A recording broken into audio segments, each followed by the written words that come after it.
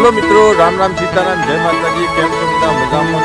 બધા મજામાં જશો. અને વહેલી સવારે આપણો બ્લોગ સ્ટાર્ટ કર્યો. તો આજે તો રાત્રે જબરજસ્ત ઠંડી હતી, એટલે જો અત્યારમાં ખેતરમાં ઠારે જબરજસ્ત પડ્યો. જો આ રાયડા ઉપર નમરું પોણી થઈ ગયો. અને અમારે વાઢવાનો આજે લસકો. જો કે આ ખેતરમાં મુહૂર્ત કરવાનું હોય. જો પેલા ખેતરમાં મુહૂર્ત કર્યું એ પાયેલો, એટલે આ ખેતરમાં વાઢવાનો.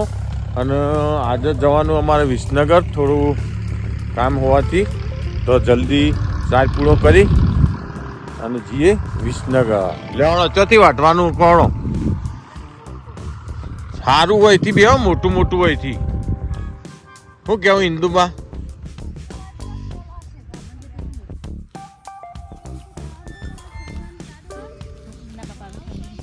તો જો પાથરા કરી દીધા.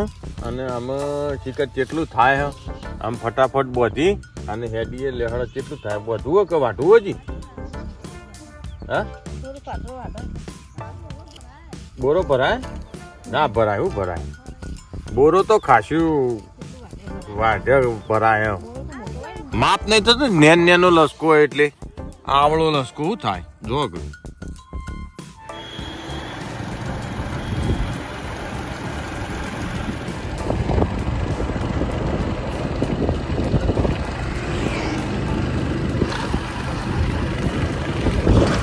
તો અમે વિસનગર શોપિંગ કરીને અમે હેડે ઘેર જો લીધું ખાસું બધું લોડેડ છે, એટલે હાલ બોલાયું નહીં. તો લેડો અત્યારે હાલ અમે છીએ તિરુપતિ પુલ ઉપર. જો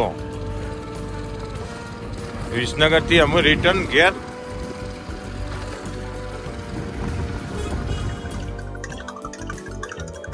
તો જો અત્યારે વાગ્યા હોદના 5 ને અમે આયા ખેતરે. જો કે અમારા વાપવાના ઓટ તો જો વિસનગર થી હોટેલ આયા છીએ અને એ જસી બેસો દોવા માટે.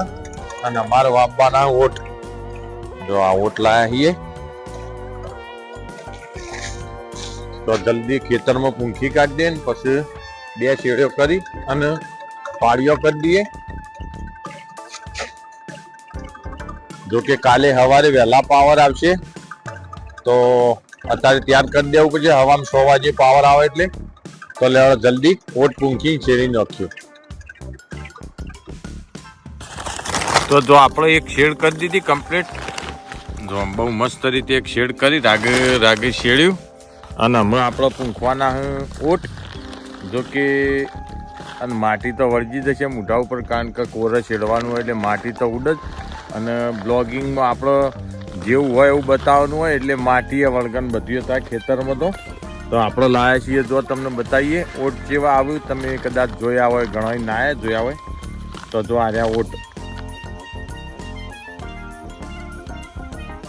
જો આ ઓટ કહેવાય મને.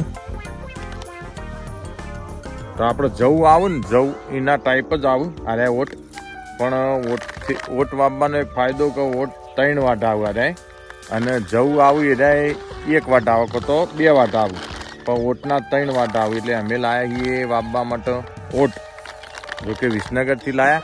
અને જાડો તો અમુક દાળો આથમવાની તૈયારી. હજી બધું પાળીઓ કરવાનો એટલે જલ્દી પૂંખી દઈએ.